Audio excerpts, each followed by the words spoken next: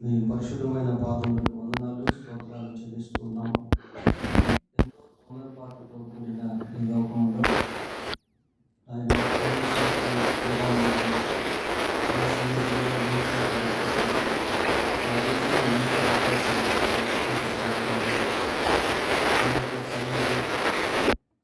మాలో ఒక నూతన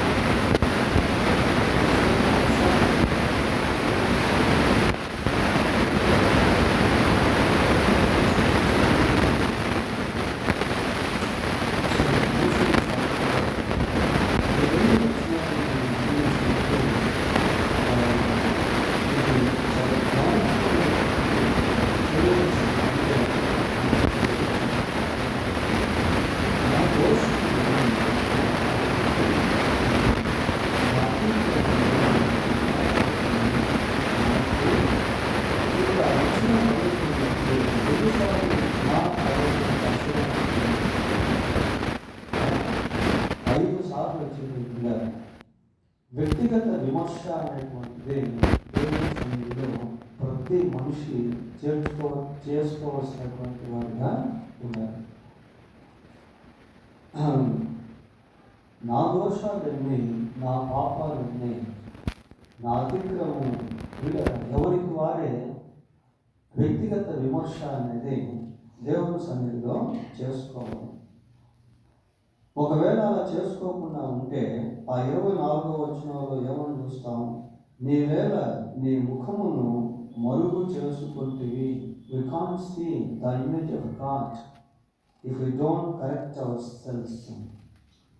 మనం సరి చేసుకోకుండా ఉంటే దేవుని యొక్క ముఖాన్ని మనం చూడలేము, దేవుని యొక్క సన్నిధిని మనం అనుభవించలేము.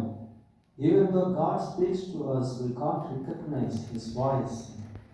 ఒకవేళ దేవుడు మనతో మాట్లాడుతూ ఉన్నప్పటికీ ఆ స్వరాన్ని మనం గుర్తించలేనటువంటి వారిగా ఉంటాం. ఒకవేళ దేవుడు మనతో మాట్లాడుతూ ఉన్నప్పటికీ ఆ స్వరాన్ని లెక్క చేయలేనటువంటి వారిగా ఉంటాం. ఒకవేళ దేవుడు మనతో మాట్లాడుతున్నప్పటికీ దేవుడికి కూడా విరోధ భావంగా ఉంటాం.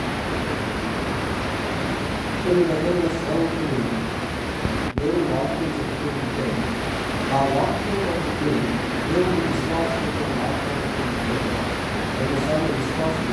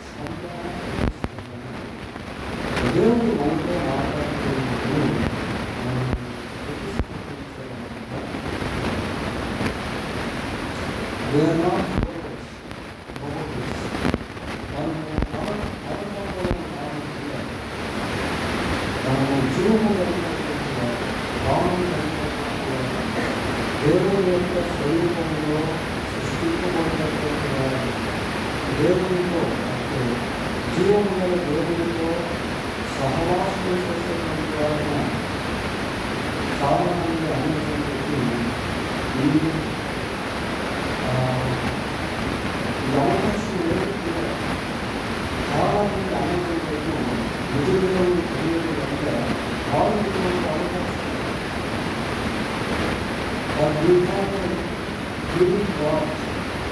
అయితే మనం జీవులు కలిగినటువంటి దేవుడిని అందుకున్నాం. ప్రతిరోజు దేవుడు సాయంకాలం కూడా వారితో మాట్లాడుతూ ఏదేని కోర్టులో దేవుని యొక్క స్వరము సంచరిస్తున్నటువంటి ఏదేని కోర్టులో దేవుడు సాక్షాత్తు మాట్లాడుతున్నటువంటి సమయాన్ని కృష్ణ వేస్తే ఆరాధించినాడు. నాతో నీవు నాకు ఇచ్చిన స్థితిలో ఆ వృక్షపరులకు నాకు నేను ఆహారం తన పాపమును తన హృదయంలో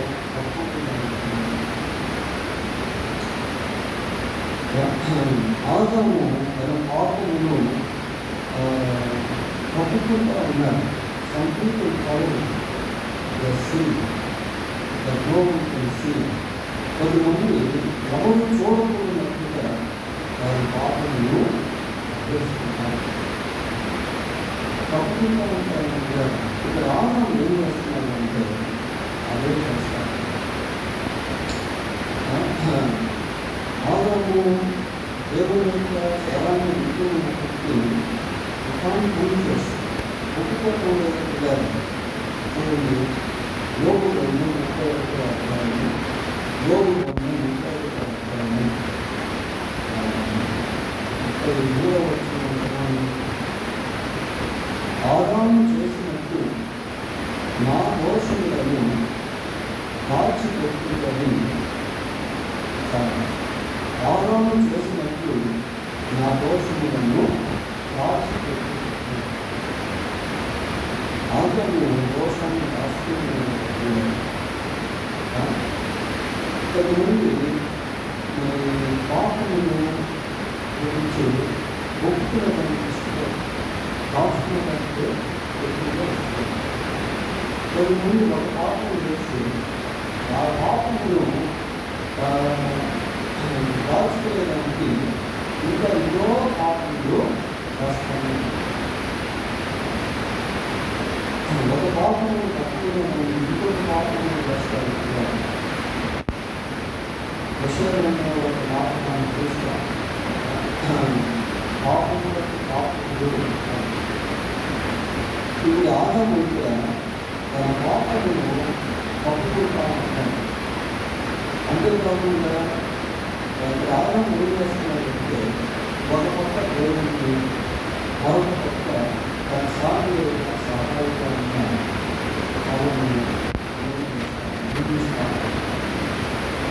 నీవు నాకు దూరం పడ్డాను. ప్రతి స్త్రీని మానవ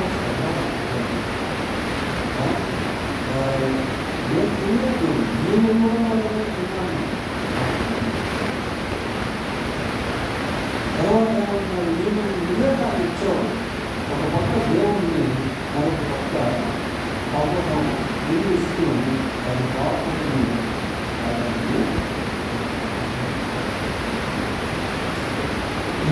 తక్కువగా ఉన్నది. ఏది మనం ఎలా ఒకసారి సాంస్కృతికంగా కన్నడ వచ్చి చదువుకున్న తమ దృష్టికి మానసికంగా తమ మానవుని నుండి పదవి వారి తరము తమ దృష్టికి మానసికంగా కొన్నిసార్లు మనం చూసినప్పుడు మన దృష్టికి మనం మంచివాళ్ళని కనిపిస్తాం. మనం ఎవరికైనా ఏదైనా చెప్తూ ఉన్నప్పుడు వాళ్ళ గురించి మీరు కూడా చెప్తాను కానీ మన గురించి మీరు కూడా చెప్తాను. ఎందుకంటే మన దృష్టికి మనం మంచివాళ్ళని చూసుకుంటూ ఉంటాం. తమ దృష్టికి తాము శుద్ధి తమ మానవుల నుండి జరగబడని వారి తరము మనం ఎప్పుడైతే శుద్ధిగా వేసుకుంటూ ఉంటామో ఆ మాలిన్యం అనేటువంటి ఆలోచన కడపబడాలని మనం కూడా చాలా విషయాలు అలాగే ఉన్నాం. మన దృష్టికి శుద్ధిగా వేసుకుంటూ మాలిన్యంతో కలిసి జీవిస్తామన్నప్పుడు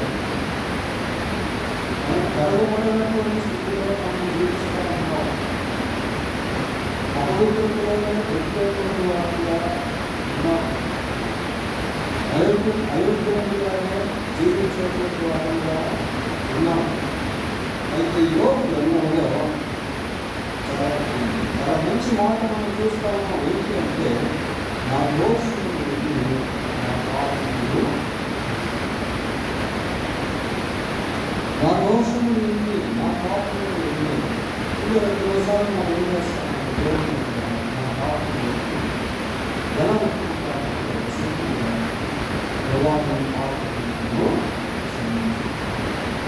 మంచిది. కానీ ఏ పాపం చేశాను, ఎన్ని పాపములు చేశాను, నేను దోషుని నన్ను క్షమించగలరా, మంచిది. అది ఎన్ని దోషాలు చేశాను, ఏ దోషాలు చేశాను, ఆ ప్రాంతానికి పాపం ఇక్కడ తూర్పు చర్చలో మనం చూస్తాము. ఆ పాపములు నా దోషములు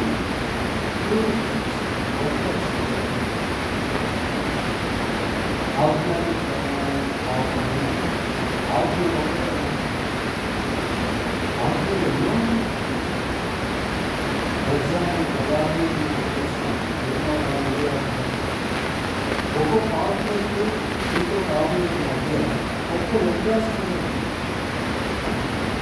విగ్రహాలకు చేరుతుంది అనే ఒక కొండలను చేరుతుంది అనే నరహత్య చేరుతుంది అనే ఒక వ్యభిచారం చేరుతుంది అనే ఇలా ఆత్మీయులు ఒక్కొక్క వివిధ ఆత్మీయులు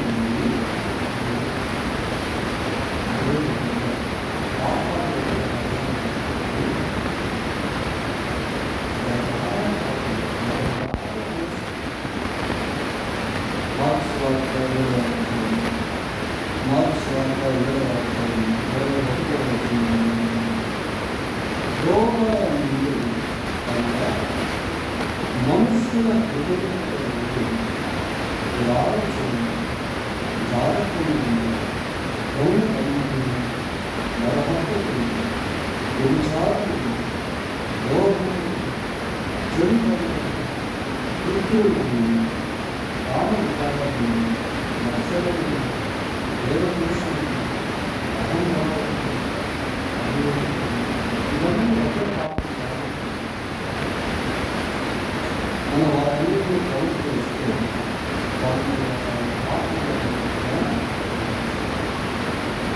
ఒక్కొక్క పాపము ఒక్కొక్క విధంగా అన్ని పాపాలు చేసి ఆటవికంగా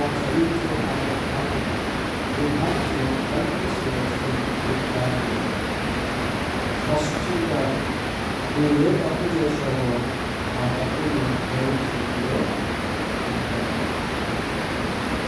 ఒప్పుకోవాలి. ఇక్కడ 13 రకాల పాపం అనేటువంటిది మనం చూస్తా ఉన్నాం. ఈ దురాలోచనలు, జాగ్రత్తలు, నమ్మకములు, నరహత్యలు, వ్యభిచారం, లోపములు, చరిత్రములు, కృత్యము, కామవికారము, మత్సరము, దేవదూషణ, అహంభావము, అవివేకము. అలాగే గలతీయులకు రాసిన పత్రిక 5వ అధ్యాయము 19వ వచనం కూడా చదువుదాం. శరీర కార్యములు స్పష్టమై ఉన్నవి, అవి ఏమనగా ఒక డిస్క్రిప్షన్ మనం చూస్తా ఉన్నాం. శరీర కార్యములను గురించి పౌలు మాట్లాడుతూ ఉన్నాడు. వివిధ రకాల శరీర కార్యాలను గురించి అక్కడ మనం చదువుతా ఉంటాం. అవి ఏమనగా జారత్వము, అపవిత్రత, కాముకత్వము, విగ్రహారాధన, అభిచారము, ద్వేషములు, కలహము, మత్సరములు, క్రోధములు, కక్షలు, భేదములు, విమతములు, అసూయలు, మత్తతలు, అల్లరితో కూడిన ఆటపాటలు మొదలైనవి. చూడండి ఎన్ని రకాలు ఉన్నాయి. కాబట్టి దేవుని సన్నిధిలో ప్రశాంతంగా కూర్చొని మనం దేవుని అడగాలి. ప్రభువా, నా దోషములు ఎన్ని, నా పాపములు ఎన్ని. Why should we ask God. మనం ఎందుకు దేవుణ్ణి అడగాలి అంటే మన లెక్కలన్నీ కూడా దేవుని దగ్గరే ఉన్నాయి. మనం కొన్నిసార్లు పాపం చేస్తాం కానీ మర్చిపోతాం. కొన్నిసార్లు పాపం చేస్తాం, మన దృష్టికి అది పాపంగా ఉండదు. కానీ దేవుని దగ్గర మన అకౌంట్స్ ఉన్నాయి. దేవుని దగ్గర మన లెక్కలు ఉన్నాయి పిల్లలు. అసలు ఈ వాక్యం మనం చదువుతా ఉంటే నా మటుకు నాకు చాలా భయం అనిపించింది. నిజంగా ఒకరోజు మనం దేవుని దగ్గర లెక్క చెప్పవలసిన వాళ్ళని ఉన్నాం. వ్యర్థమైన ప్రతి మాటకు విమర్శ దినమందు లెక్క చెప్పవలసి ఉన్నది. చాలా భయపెట్టేటువంటి మాట. ఆ మాటకు మనం లోబడితే నీ మాటలు అధికంగా ఉండవు. ఆ మాటకు మనం లోబడితే మాటను చాలా జాగ్రత్తగా మాట్లాడేటువంటి వారిగా ఉంటాం. విస్తారమైన మాటల్లో దోషం ఉండక మానవులు. కొద్దిమంది విస్తరించి మాట్లాడి ఎన్నో దోషాలు దొరికిపోతూ ఉంటాయి పిల్లలు, దొరికిపోతూ ఉంటాయి. విస్తారమైనటువంటి దోషాలు, విస్తారమైనటువంటి పాపములు మనకు తెలియదు. మనం మాట్లాడే 10 మాటల్లో కనీసం 2-3 మాటల్లోనైనా ఏదో ఒక దోషం ఉండొచ్చు. ఒక దినానికి కొన్ని 100 మాటలు మనం మాట్లాడవచ్చు. దాంట్లో ఎన్ని దోషాలు దొరికిపోతున్నాయో మనకు తెలియదు. So we have to check our selves. We need to have a careful, or we need to have a care before talking to others. కాబట్టి మనం ఇతరులతో మాట్లాడేటువంటి సమయంలో జాగ్రత్త కలిగి ఉండడం అనేది చాలా ఇంపార్టెంట్. హెబ్రీయులకు రాసిన పత్రిక 4వ అధ్యాయము 13వ వచనం. హెబ్రీ పత్రిక 4వ అధ్యాయం 13వ వచనం. మరియు ఆయన దృష్టికి కనబడని స్పష్టం ఏది లేదు, మనము ఎవరికి లెక్క అప్పగింపవలసినదో ఆ దేవుని కన్నులకు సమస్తమును మరుగు లేక తేటగా ఉంది. మనం ఎవరికైతే లెక్క చెప్పాలో ఆ దేవుని దృష్టికి ఏది కూడా మరుగు లేదు ప్రియారా. అన్నీ కనబడతా ఉన్నాయి, అన్నీ చూస్తూ ఉన్నాడు, అన్నీ వింటా ఉన్నాడు. Even though he is not seen to us, he listening with you. ఆయన మనకు కనబడకపోయినప్పటికీ అన్ని వింటానే ఉన్నాడు. నా దోషములు ఎన్ని, నా పాపములు ఎన్ని.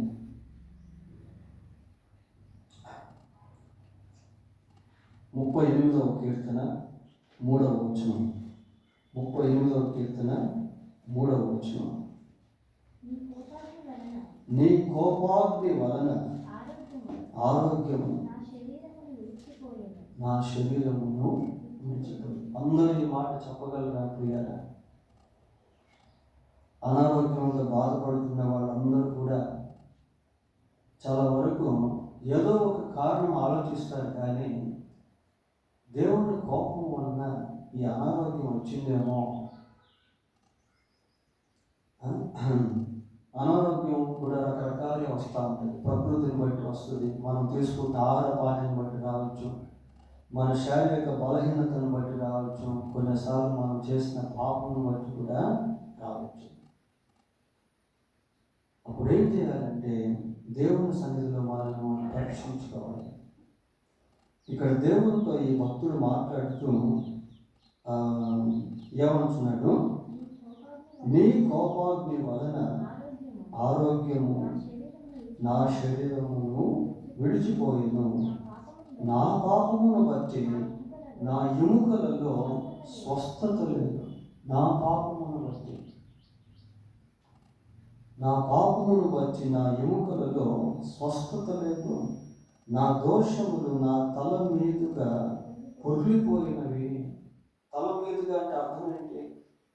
మనం నిలబడ్డాం అనుకోండి, నీళ్లు మన తల మీద నుంచి వెళ్తున్నాయంటే అర్థం ఏంటంటే చాలా ఎక్కువ, చాలా ఎక్కువ.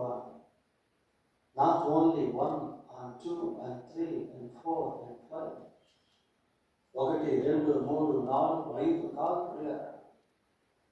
తల మీదుగా పొర్లిపోతున్నాయంటే అన్ని దోషాలు, అన్ని పాపములు, ముంచేసేటువంటి పాపములు, నా దోషములు నా తల మీదుగా పొర్లిపోయినవి, నేను మోయలేని బరువు వలె అవి నా మీద మోపబడి. అన్ని భారాల కంటే పాప భారము అనేది చాలా భయంకరం. కూలి వాళ్ళని చూస్తూ ఉంటాం. కూలి ఏం చేస్తారు అంటే, మీరు గమనించారో లేదో, ఒక పక్క భుజం మీద, తల మీద ఒక సూట్ కేసు, కుడి చేతిలో ఒక సూట్ కేసు, ఎడమ చేతిలో ఒక సూట్ కేసు, మీకు ఏదైనా హ్యాండ్ బ్యాగ్ ఉంటే సంఖ్యలో పెట్టుకొని వెళ్తా ఉంటారు పిల్లలు. ఆ కంపార్ట్మెంట్ వచ్చిందనుకోండి, అక్కడ అన్నీ దించేస్తారు. పాపం అట్లాంటిది కాదు, కనిపించకుండా అదుముతా ఉంటుంది. ఆ బరువు మనం భరించలేము. we can't bear the burden of sin. అది మనల్ని ఏం చేస్తుంది అంటే, ఇక్కడ ఏమని జరుగుతున్నాము, నేను మోయలేని బరువు వలె అది నా మీద మోపబడి ఉన్నది. పాపము చేయు ప్రతివాడు పాపములకు దాసుడు. పాపము యజమానుడై పాపము యొక్క యాజమాన్యము క్రింద దాన్ని చేసేటువంటి వారిని బానిసలుగా చేసి వారి జీవితాల్లో నెమ్మది లేకుండా మార్చేస్తుంది. వారి జీవితాల్లో ప్రశాంతత లేకుండా చేసేస్తుంది. ఇంకా అంటున్నాడు, నా మూర్ఖత వలన కలిగిన నా గాయములు దుర్వాసన గలవై స్రవించుచున్నది. నా మూర్ఖత వలన కలిగిన నా గాయం. మూర్ఖత్వం అంటే అర్థం ఏంటి? మూర్ఖత్వం అంటే చేస్తానే ఉండడం తప్పులు ప్రియ. ఒకసారి చేసావు, దెబ్బతిన్నావు. రెండోసారి చేసావు, దెబ్బతిన్నావు. మూడోసారి చేసావు, తెలియక దెబ్బతిన్నావు. నువ్వు 4వసారి 5వసారి చేస్తున్నావు అంటే నీవు మూర్ఖుడు అని అర్థం, నీవు మూర్ఖురాలు అని అర్థం. నా మూర్ఖత వలన కలిగిన నా గాయములు దుర్వాసన గలవై స్రవించుచున్నవి.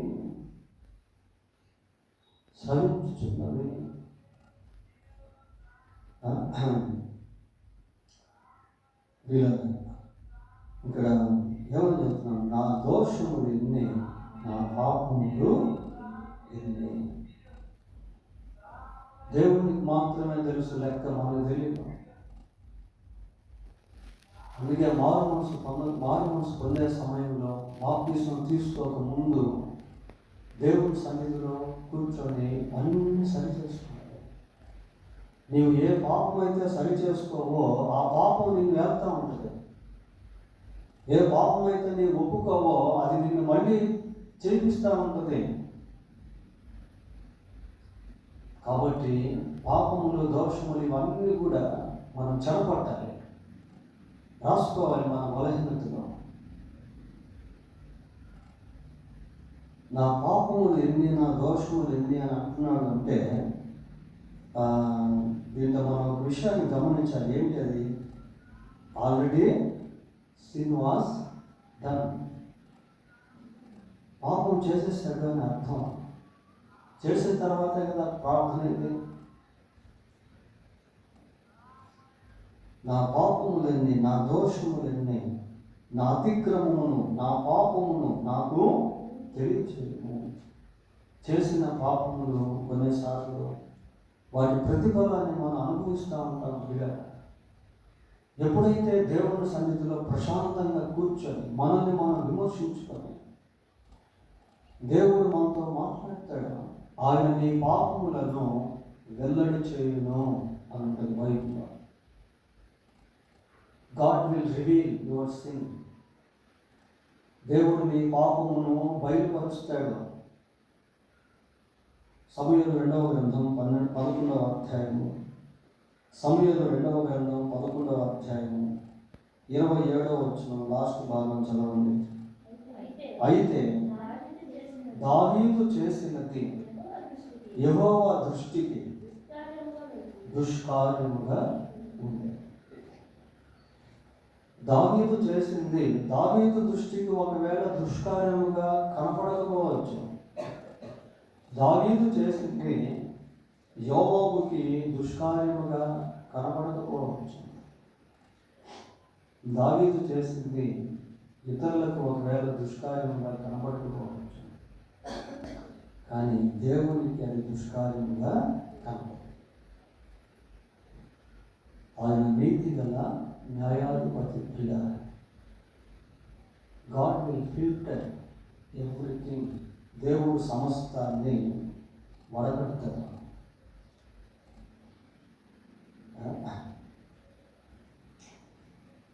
నా దోషములన్నీ నా పాపములు ఎన్ని, నా అతిక్రమమును నా పాపమును నాకు తెలియజేయుము. మన పాపములు మన అతిక్రమములు మనకు తెలియచేయబడాలి ప్రియులారా. కొన్నిసార్లు మన జీవితంలో మనల్ని మనం సరిచేసుకోకపోవడానికి కొన్ని కారణాలు అనేటువంటివి ఉంటాయి. వాటిలో ఒకటి కఠినత్వం. చాలాసార్లు మన వాక్యం ఎక్కువ విని విని విని విని విని విని ఏమైపోతుందంటే అది మామూలు అయిపోతుంది. తేనె కొంచెం తాగితే మధురంగా ఉంటుంది, తాగతనే ఉన్నాం అనుకోండి, అది కూడా కొన్నిసార్లు చేదుగా మారిపోతుంది. భోజనం తిన్నంత వరకు బాగానే ఉంటుంది, మితిమీరి తింటే వామిటింగ్ అయిపోతుంది. కొన్నిసార్లు మన వాక్యాన్ని విని విని విని అది మనకి మామూలు అయిపోతుంది. ఎప్పుడు చెప్పేదే అనుకుంటాం. అలా అనుకొని ఏం చేస్తామంటే మన హృదయాన్ని కఠినం చేసుకుంటాం. హృదయం ఎప్పుడైతే కఠినం అయిపోతుందో ఆ హృదయంలో ఉన్నటువంటి పాపాన్ని మనం సరి చేసుకోలేము. అది రాతి నేలలాగా అలాగే ఉండిపోతుంది. దాంట్లో విత్తనం పడుతూ ఉంటుంది వాక్యం కాబట్టి, కాకపోతే అది రాతి నేల కాబట్టి ఆ వాక్యానికి ఫలింపు అనేటువంటిది రాదు. కనుక హృదయాన్ని ఎప్పుడు కఠినం చేసుకోకూడదు ప్రియులారా. కొన్నిసార్లు మన జీవితంలో మనం దేవునితో సరి చేసుకోకపోవడానికి కారణం ఏంటి అంటే అహం అడ్డం వచ్చేస్తుంది. అహం అడ్డం వస్తుంది. మనకి ఎవరైనా సరి చేయాలని మంచి మనసుతో అంటే మనం ఏమంటామంటే నువ్వేంటి నాకు చెప్పేది, నువ్వు కరెక్ట్గా ఉన్నావా? అహం అడ్డం వస్తుంది ప్రియులారా. నాతాను ప్రవక్త దావీదును హెచ్చరించినప్పుడు దావీదు రాజైనప్పటికీ అహంను జయించాడు. అహాన్ని జయించాడు. నిజమే, నేను పాపము చేశాను. కొన్నిసార్లు మనం పాపాన్ని ఒప్పుకోకపోవడానికి కారణం ఏంటంటే అహంకారం అడ్డం వచ్చేస్తుంది. కొన్నిసార్లు మనం చేసినటువంటి పాపాన్ని ఒప్పుకోకపోవడానికి కారణం ఏంటి? ఇతరుల వైపు మనం చూసేవాళ్ళని ఉంటాం. నేను పాపం చేశానని ఒప్పుకుంటే ఇతరులు నన్ను తక్కువ అంచనా వేస్తారేమో, నన్ను తక్కువ చూస్తారేమో, ఇతరులతో నీకు అవసరం లేదు. నేను మారుమనసు పొందే రోజుల్లో మారుమనసు పొందక ముందు ఎన్నో దగ్గర దొంగతనాలు చేశాను.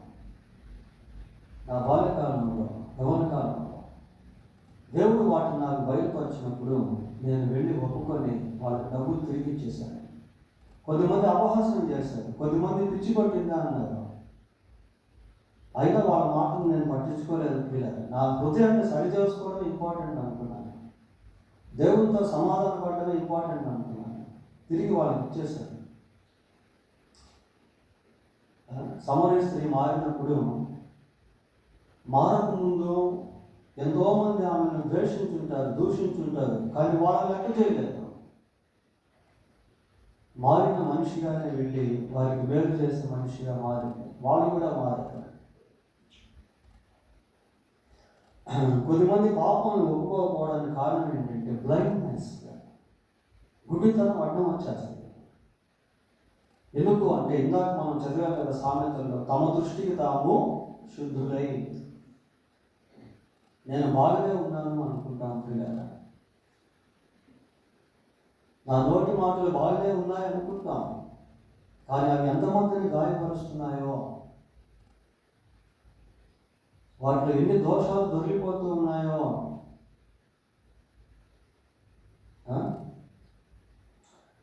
కొన్నిసార్లు మనం సరి చేసుకోకపోవడానికి కారణం ఏంటి అంటే ఇతరుల వైపు చూడటం.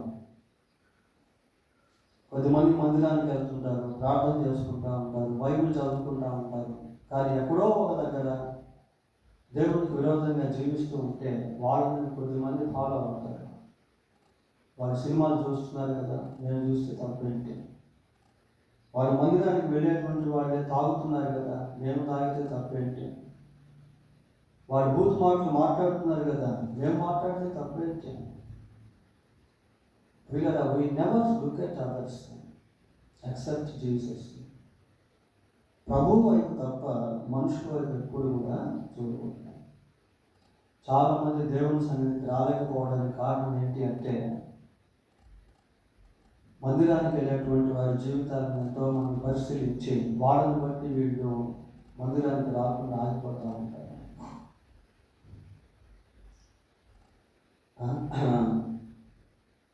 కొంతమంది మరి వారి జీవితాలు ఎంతో బాధ అనుభవిస్తూ ఉంటారు, కానీ ఎందుకు అనేది ఆలోచించడం పిల్లల. Why I'm struggling, why I'm facing this conflicts, ఈ పోరాటాలు దేనికి అని కాస్త ఆగి దేవుని సన్నిధిలో కూర్చొని, ప్రభువా ఈ అపజయం దేనికి, ఈ యుద్ధాలు ఎందుకు, ఈ పోరాటం ఎందుకు నా మనసులో నెమ్మది లేదు, సమాధానం లేదు, సంతోషం లేదు, మా కుటుంబంలో అలజడులు ఏంటి అని ఆగి కాసేపు దేవుని సన్నిధిలో ఆలోచించాలి పిల్లలు. బైబిల్లో ఒక రాజు ఉన్నాడు, ఆ రాజు పేరు ఆస. చాలా మంచి జీవితాన్ని జీవించాడు. అయితే చివరి దశకు వచ్చేసరికి దేవుడికి బదులు మనుషులను ఆశ్రయించాడు, మరో రాజును నమ్ముకున్నాడు.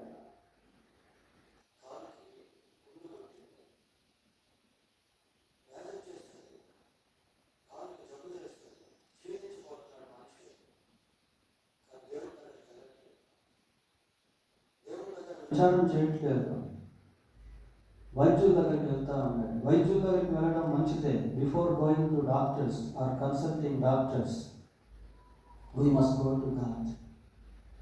Suppose we get any sickness, లేదా ఏదైనా ఒక వ్యాధి వచ్చినప్పుడు వైద్యుని సంప్రదించడానికి ముందు దేవుడిని సంప్రదించాలి. ఈ రాజు వెళ్ళట్లేదు దేవుని దగ్గరికి. చూడండి, దినవృత్తాంతములు 2వ గ్రంథం 16వ అధ్యాయం. దినవృత్తాంతములు 2వ గ్రంథం 16వ అధ్యాయము 12వ వచనం. ఆస తన ఏలుబడి యందు పాదములలో జబ్బు పుట్టి తాను బహు బాధపడినను దాని విషయంలో అతడు యెహోవా యొద్ద విచారణ చేయక. ఒక్కసారి ఇక్కడ ఆగుదాం. ఆస రాజు జీవితాన్ని మనం గమనిస్తే ప్రారంభం చాలా బాగానే ఉంది, మధ్యలో తప్పిపోయాడు. ఆస తన ఏలుబడి యందు 39వ సంవత్సరమున పాదములలో జబ్బు పుట్టి తాను బహు బాధపడినను దాని విషయమై అతడు యెహోవా యొద్ద విచారణ చేయక. దేని విషయంలో విచారణ చేయలేదట? జబ్బు విషయంలో విచారణ చేయట్లేదు పిల్లలు. చేయకుండా ఏం చేశాడు? వైద్యులను పట్టుకోలేదు. దేవుని సన్నిధిలో విచారణ చేస్తుంటే దేవుడు ఏదైనా సొల్యూషన్ ఇచ్చుండేవాడు, ఏదైనా రెమెడీ దొరుకుతుండేది. దేవుని సన్నిధిలో విచారణ చేయక వైద్యులను ఆశ్రయిస్తా అన్నాడు. అప్పటికే ప్రవక్త హెచ్చరించాడు, ఇవన్నీ అకస్మాత్తుగా జరిగిన కార్యాలు కావు, అకస్మాత్తుగా వచ్చిన వ్యాధి కాదు అది. 7వ వచనం చదవండి.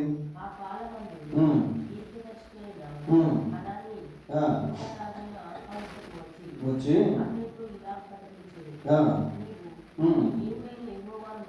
నీవు నీ దేవుడైన యెహోవాను నమ్ము కొనక సిరియా రాజును నమ్ముకుంటుంది.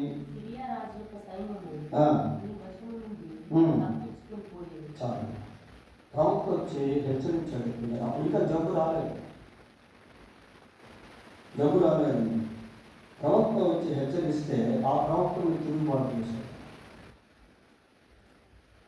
సరి చేసుకోవాల్సిన దాని కోసం తిరుగుబాటు చేస్తా ఉన్నాడు. జబ్బు రానే వచ్చింది, అప్పుడు కూడా మారట్లేదు. అప్పుడైనా విచారణ చేయట్లేదు. చివరికి ఆ జబ్బుతోనే చనిపోయాడు. ఎంత బాధకరమైనటువంటి విషయము. ఇందాక మనం ఒక వాక్యం చదువుకున్నాం 130వ కీర్తనలో. చూడండి, 130వ కీర్తన 3-4 వచనాలు చూద్దాం. 130వ కీర్తన 3-4 వచనాలు. యెహోవా, నీవు దోషములను కనిపెట్టి చూచిన ఎడల ప్రభువా ఎవడు నిలవగలడు? దేవుడు దోషాన్ని కనిపెట్టి చూస్తే ఈ లోకంలో ఎవరు కూడా నిలవలేదు. అందరూ పాపులే, అందరూ దోషులే, అందరూ అతిక్రమం చేసినటువంటి వారే, అందరూ అవిధేయులే. యెహోవా, నీవు దోషములను కనిపెట్టి చూచిన ఎడల ప్రభువా ఎవడు నిలవగలడు? No one can stand before God, because everyone is sinful nature, sinful people, sinful person. అయితే ఒక మంచి ఊరట కలిగించే మాట ఆ కింద వచ్చిన వల్ల మనం చూస్తాం పిల్లలు. ఏంటది? అయినను జనులు నీ యందు భయభక్తులు నిలుపునట్లు నీ యొద్ద ఏం దొరుకుతుంది? క్షమాపణ దొరుకును. Why we asking God about our sin means to confess them. ఇలా ముందుకు మనం దేవుని దగ్గర మన పాపములను అడగాలి అంటే వాటిని ఒప్పుకునే దానికి అడగాలి. దేవుని దగ్గర లెక్కలు ఉన్నాయి కాబట్టి అడగాలి. యోబు గ్రంథంలో అడుగుతా ఉన్నాడు, నా దోషములు ఎన్ని, నా పాపములు ఎన్ని, నా అతిక్రమము నా పాపమును నాకు తెలియజేయము. అలా అడుగుతున్నాడు అంటే అర్థం ఏంటంటే he has desire to know about his loopholes or errors or mistakes or sins. తన పాపముల గురించి తెలుసుకోవాలి అనే కోరిక ఆ భక్తునికి ఉంది. ఈ కోరిక అనేది మనకు రావాలి. ఎవరికి వాళ్ళే దేవుని సన్నిధిలో సరి చేసుకోవాలి. ప్రశాంతంగా దేవుని సన్నిధిలో కూర్చొని, ప్రభువా నా పాపాలు, నా దోషాలు, నా అతిక్రమాలు, ఆ డిజైన్ మనకు రావాలి. ఇప్పుడు ఇలా కోరిక అనేది మనకు కలగాలి. నేను దేవుని దగ్గరికి వెళ్తాను, నా పాపము గురించి దేవుడిని అడుగుతాను, దేవుడిని అడుగుతాను, నీకు ఆయాసకరమైన మార్గం నా యందు ఉందేమో చూడుము. ఇలా ఎంత మంచి ప్రార్థన. ఇలాగ అడుగుట్లో ఇంకొక విషయం ఏంటి అంటే లైవ్ కాన్షియన్స్ అంటారు దాన్ని. మనస్సాక్షి ఎవరికైతే జీవముగా బ్రతికి ఉంటుందో వాడు దేవుని సన్నిధిలో వాడను వాడు సరి చేసుకునేదానికి దేవుని దగ్గర పాపముల గురించి విచారిస్తాడు.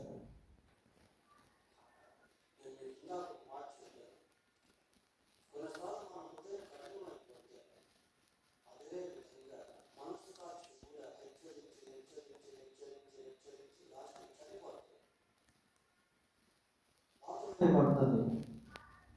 అప్పుడు ఇంకా మనస్సాక్షి నీతో మాట్లాడలేదు. మనస్సాక్షి నీతో మాట్లాడకపోతే అది చాలా అపాయం, చాలా డేంజర్. అది మనస్సాక్షిని చంపుకొని బ్రతకూడదు పిల్లలు. మనస్సాక్షి మనతో మాట్లాడుతున్నప్పుడు మనం ఖచ్చితంగా దాని స్వరాన్ని వినాలి. ఎందుకు అంటే మన మనస్సాక్షి ఎప్పుడు మనల్ని మోసం చేయదు. కొన్నిసార్లు మనుషులైనా మనం చేయనటువంటి నేరాన్ని మన మీద వేస్తారు, కానీ మనస్సాక్షి అలాగే లేదు. లేదు ప్రియులారా, నీ మనస్సాక్షి ఎలా ఉంటుంది అంటే నిన్ను గురించి ఉన్నట్టుగా సాక్ష్యం ఇస్తుంది. నేనేదో దేవునికి విరోధంగా పాపం చేశాను, ఒకవేళ మనుషుల మధ్య చేయలేదని చెప్పవచ్చు, కానీ నేను నా మనస్సాక్షిని అడిగాను అనుకోండి, నువ్వు చేశావనే చెప్పండి. నేనేది పాపం చేయలేదు, మనుషులు వచ్చి నా మీద నేరం మోపుతున్నారు, నువ్వు పాపం చేసావు, నువ్వు తప్పు చేసావు అంటున్నారు. అయితే నా మనస్సాక్షి ఏముంటుందంటే నువ్వు తప్పు చేయలేదు.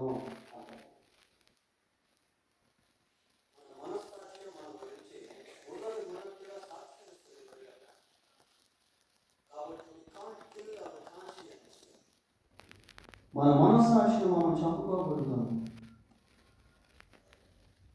ఈ వ్యక్తి ఇలా అడుగుతున్నాడు అంటే అతనిలో ఉన్నటువంటి మనస్సాక్షి బ్రతికి ఉంది అని అర్థం. ఆ మనస్సాక్షిలో జీవం ఉంది అని అర్థం. ఈ విధంగా అతను అడుగుతున్నాడు. కారణం ఏంటి అంటే నా పాపములేంది, నా దోషములేంది, నా అతిక్రమములు, నా పాపం నాకు తెలియపరచుమని అడుగుతున్నాడు. కారణం ఏంటంటే he wants to confess them. దాన్ని సరి చేసుకోవాలని అడుగుతా ఉన్నాడు. తెలుసుకోవడం వల్ల ఉపయోగం లేదు పిల్లలు. ఈ వర్తమానం విన్నాము, దేవుడు ఎక్కడైనా మనతో మాట్లాడాడు, మనం మౌనంగా ఉండకూడదు. దాన్ని సరి చేసుకోవాలి. సరి చేసుకునే దానికే దేవుడు నీతో మాట్లాడేది. నువ్వు ఆ వృక్షఫలం తిన్నావని ఆయనకి ఎప్పుడో తెలుసు, నువ్వు ఆ పాపం చేసావని ఆయనకి ఎప్పుడో తెలుసు, కానీ నీ నోటితో నువ్వు ఒప్పుకోవాలి. నీ నోటితో నువ్వు ఒప్పుకోవాలి పిల్లలు. ఎందుకు ఈ భక్తుడు ఇలా అడుగుతున్నాడు అంటే హీ వాంట్స్ టు కన్ఫెస్. ఎందుకు ఈ భక్తుడు ఇలా అడుగుతున్నాడు అంటే ఇంకొక రీజన్ ఏంటి అంటే he wants to be cleansed, శుద్ధీకరించబడాలనే ఉద్దేశంతో అడుగుతాడు. ఈ శుద్ధీకరణ అనేటువంటిది కేవలం దేవుని దగ్గర మాత్రమే జరగద్ది, ఇంకెక్కడ జరగదు పిల్లలు. పోలీసుల దగ్గర పాపం ఒప్పుకున్నాం అనుకోండి, ఒప్పుకోకముందు నాకు తగిలిస్తారు, ఒప్పుకున్న తర్వాత విడుదల చేస్తారు, కానీ క్షమాపణ అనేది మాత్రం ఉండదు. కానీ దేవుని దగ్గర ఆ రికార్డు అలాగే ఉంటుంది. వీళ్ళు పోలీసు నుంచి బయటకు వచ్చిన అక్కడ మాత్రం రికార్డు అట్లాగే ఉంటుంది. ఆ రికార్డు దేవుని దగ్గర అక్కడ రికార్డు ఉంటుంది పిల్లలు. కాబట్టి దేవుని దగ్గర సరి చేసుకోవాలి. ఇక్కడ విడుదల వచ్చిందేమో కానీ అక్కడి నుంచి విడుదల రాదు. దేవుని దగ్గర సరి చేసుకోవాలి. అయ్యో అపవిత్రమైన గదువుల గలవాడును అది ప్రవక్త ప్రార్థిస్తే వెంటనే శరాపు ఏం చేశాడు? దేవదూత నిప్పు కణాలను తీసుకొచ్చి కథాలను తగిలించి అన్నాడు, నీ ఇప్పుడు పవిత్రుడయ్యావు అన్నాడు. యెహోషువ గురించి సాతాను ఫిర్యాదు చేస్తా ఉన్నాడు. ఫిర్యాదు చేస్తా ఉంటే దేవుడు అన్నాడు, ఇది అగ్నిలో నుండి తీయబడిన కొరివలే ఉన్నాడు కదా. ఎందుకు సాతాను ఫిర్యాదు చేశాడంటే యెహోషువ మలిన వస్త్రాలు ధరించుకొని ఉన్నాడు. ఆ వస్త్రాలు తీసివేయబడాలి, ప్రశస్త వస్త్రాలు ధరింపజేయబడాలి. ప్రశస్త వస్త్రాలు ఇచ్చేవాడు దేవుడే ప్రియులారా. శుద్ధీకరించేటువంటి వాడు దేవుడే. నిన్ను పరిశుద్ధపరచు యెహోవాను నేనే. No one can cleanse us from our sin except God. దేవుడు తప్ప ఎవ్వరు కూడా మనల్ని శుద్ధీకరించలేరు పిల్లలు. కాబట్టి ఆ దేవుని దగ్గరికి వెళ్ళిపోవాలి. ఆ దేవుని దగ్గర సరి చేసుకోవాలి. సరి చేసుకుంటే విడుదల, సరి చేసుకుంటే ధన్యత. 32వ కీర్తన మొదటి వచనం చదవండి. 32వ కీర్తన మొదటి వచనం. తన అతిక్రమములకు పరిహారం పొందినవాడు, తన పాపములకు ప్రాయశ్చిత్తం పొందినవాడు ధన్యుడు. ఇలా ఒప్పుకుంటే క్షమాపణ, ఒప్పుకుంటే పవిత్రపరచబడిన స్థితి, ఒప్పుకుంటే ధన్యత, క్షమించబడితే పరలోకానికి అర్హత, క్షమించబడితే నరకం నుండి తప్పించుకుంటాం, పాపం నుండి శాపం నుండి తప్పించుకుంటాం, వ్యాధి నుండి తప్పించుకుంటాం, అపజయాల నుండి తప్పించుకుంటాం. కాబట్టి ఎందుకు దేవుణ్ణి మనం అడగాలి అంటే సరి చేసుకునేదానికి, శుద్ధీకరించబడేదానికి. ఇంకా కింద వచ్చిన ఏమని చెప్తున్నామంటే, నీవేళ నీ ముఖమును మరుగు చేసుకుంటుంది, నన్నేల నీకు భగవానిగా ఎంచుచున్నావు. దేవుడు ముఖాన్ని మరుగు చేసుకున్నాడట ప్రియారా. కారణం ఏంటంటే ఈ అడ్డం వచ్చేసాయి, ఈ అడ్డం వచ్చేసాయి. చూడండి 59వ అధ్యాయం యెషయా గ్రంథం మొదటి 2 వచనాలు చదవండి. రక్షింపనేరకుండునట్లు యెహోవా హస్తం కూర్చకాలేదు, విననేరక ఉండునట్లు ఆయన చెవులు మందము కాలేదు. మీ దోషములు మీకును మీ దేవునికి అడ్డముగా వచ్చేస్తాయి. దోషాలు అడ్డం వచ్చేస్తాయి. గోడలాగా మీకును మీ దేవునికి మధ్య దోషాలు ఏమైపోయినాయి? అడ్డం వచ్చేస్తాయి. మీ పాపములు ఆయన ముఖమును మీకు మరుగుపరిచెను. అందుకే ముఖం చూడలేకపోతున్నాం. మరుగుపరిచేస్తే పాపాలకు వీలరా. నీవేళ నీ ముఖమును మరుగు చేసుకుంటివి, నన్నేళ నీకు భగవానిగా ఎంచుచున్నావు. నీ ముఖాన్ని ఎలా మరుగు చేసుకున్నావు? ఆయన మరుగు చేసుకోలేదు ప్రియులారా. ఈ మరుగు వచ్చేసాయి, ఈ అడ్డం వచ్చేస్తాయి, పాపాల దోషాలన్నీ అడ్డం వచ్చేస్తాయి. కాబట్టి ఏం చేయాలా? చదవండి. కనుక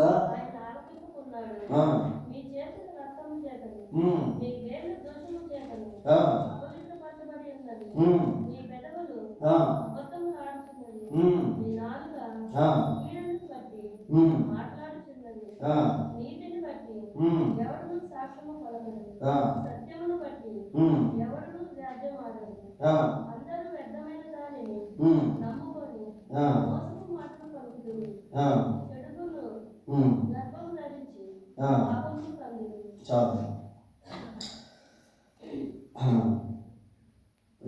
ఈ విధంగా దేవుడు ఇక్కడ మాట్లాడుతూ ఏమనంటాడు అంటే, చూడండి కింద వచ్చేసరికి, మీ పాపములు ఆయన ముఖము చూడకుండా మరుగు చేసి మీ చేతులు రక్తము చేత నింపబడి.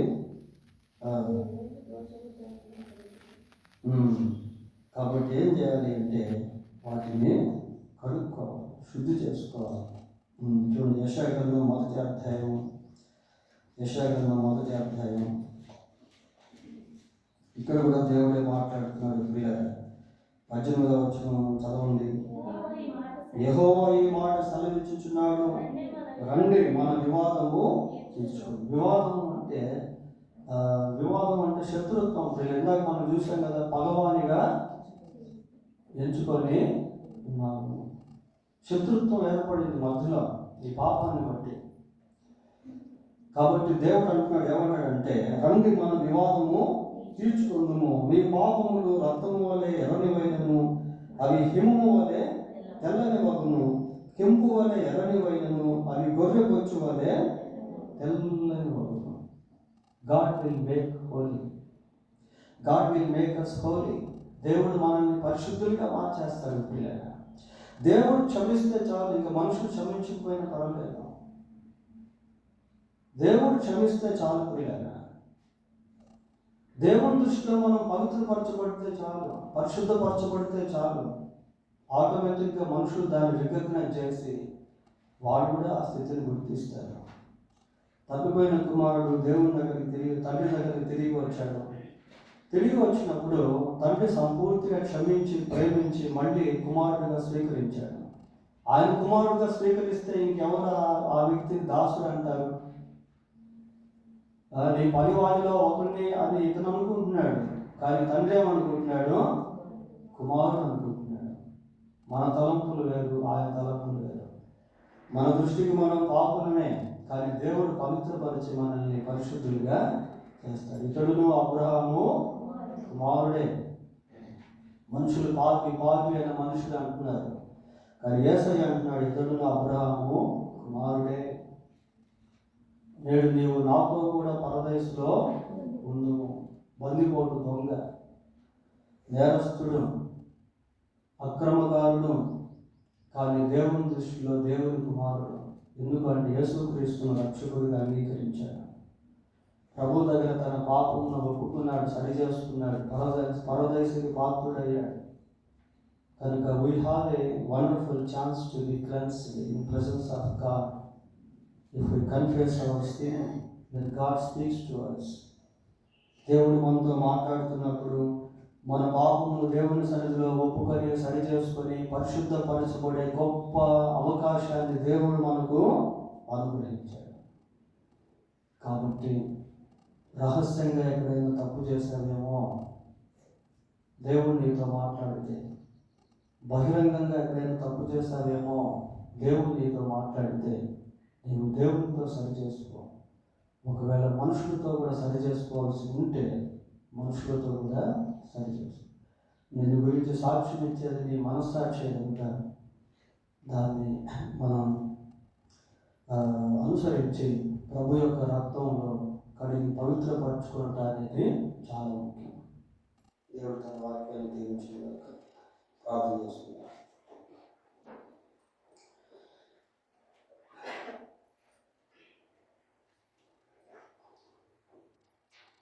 ఒక నిమిషం ప్రార్థన చేసుకుంటే వాక్యం విన్నాము. పాపిని అనే దానికంటే చేసిన పాపం స్పష్టంగా నీ కళ్ళ ఎదుట పెట్టబడితే దాన్ని ఉన్నది ఉన్నట్టుగా ఒప్పుకోవడం ఉత్తమం.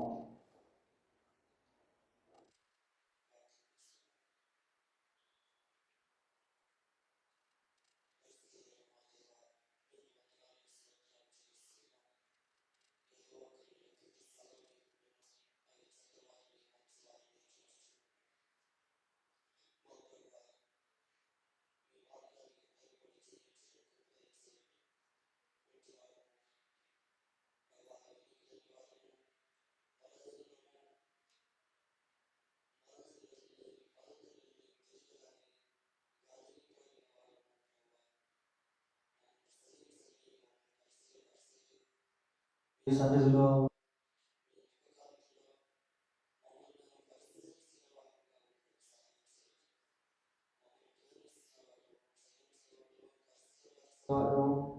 మా జీవితాన్ని బాగు చేసి అనేకులకు ఆశీర్వాదకరంగా మార్చేటువంటి వాడు ఆయన.